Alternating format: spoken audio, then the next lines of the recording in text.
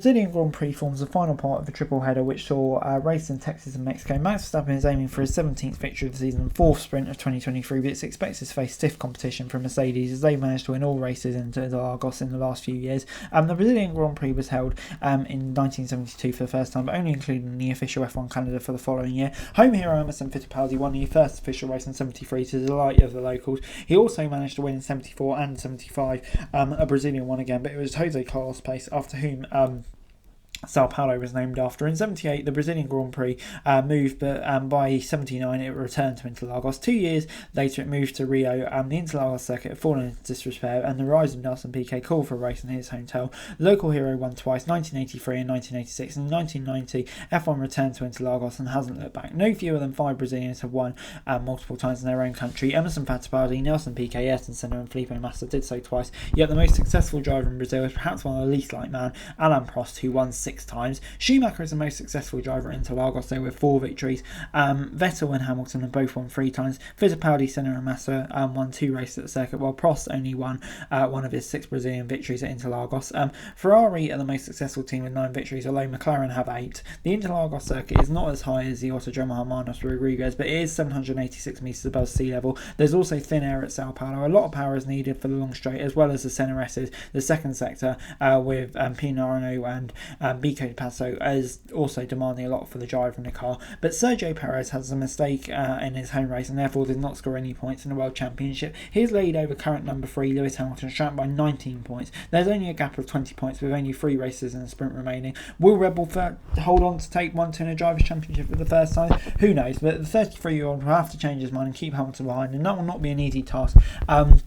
As the world champion of 7 times over, is starting to get more confidence in his car, and the gap has been much smaller. Had he not been disqualified by the US Grand Prix, perhaps he would be in front, especially with that Qatar DNF as well. But Max Verstappen is good at the Interlagos circuit, but has only won once in 2019. The last 2 editions of the Brazilian Grand Prix were won by Mercedes, so Red Bull will once again take the German team into account. In 2021, Valtteri Bottas won the sprint race, and Lewis Hamilton on the course memorably on the Sunday. Last season, George Russell ran both races, despite high expectations for Red Bull that was not involved. The fact Mercedes won in 2023 can be called remarkable, because W13 underperformed all year. This year's W14 is more competitive, so we can expect Mercedes to be at the front again. At the same time, we should not discount Ferrari and McLaren, as both teams have showed throughout the weekend that they are still towards the front. Charles Leclerc took pole, Lando Norris made that brilliant recovery, and for Oscar Piastri, driving at Interlagos will be a new experience. So it'll be tough for him, obviously, going straight into qualifying, but the F1 circuits will have to deal with significant temperature differences as well. At least the current forecast for weather stations on Friday, it will be quite warm at 30 degrees Celsius, but the rain is also forecast, not for the whole day,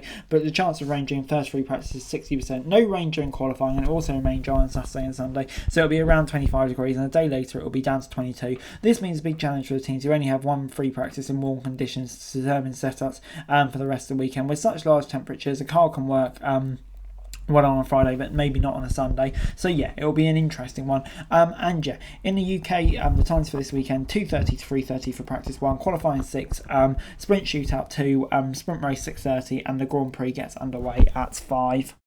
And the main talking point in the paddock on Thursday was the rumours going around Fernando Alonso, and he's not best pleased by them. Obviously, I think it's Albert Fabrega who tweeted something on the Sunday night at the Mexican Grand Prix, and sent a rumour into overdrive. Fernando Alonso, is he going to Red Bull? Is he retiring?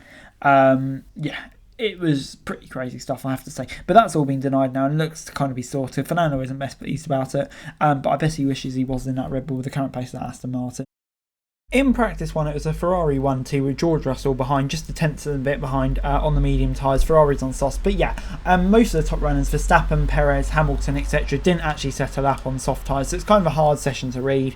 And I think, definitely going to lead us into a qualifying session where we're not going to know who's out and out fast. I mean, probably it'll be Verstappen, but you never know, your rivals could spring a surprise, and the order behind that especially. There was also a mini collision between Hulkenberg and Norris, which has been referred to the stewards, so wonder if Hulkenberg get a penalty there. But lots of intriguing questions going into qualifying. And finally, before I go, I need to give my predictions for the Brazilian Grand Prix. On pole, I'm going to say Max Verstappen. But for the sprint, I'm going to say Lewis Hamilton. And for the win in the Grand Prix, I'm going to say Lewis Hamilton. I don't know, I've just got a feeling Hamilton's on absolute fire at the moment. And yeah, obviously, we've seen this car suits this track. He loves the track. So I'm going to say he's going to do it. I'm going to say Verstappen will come out in second. I think Russell will be back to form in third place as well. So yeah, I'm going to say Hamilton will get the win. But would I be shocked if Verstappen got it? Of course I wouldn't. But anyway, guys, that's it. Thanks very much for watching. Like, share, subscribe, and talk to daily F1 news and squadron channels. Greatly appreciated. Thanks very much for watching. Peace out.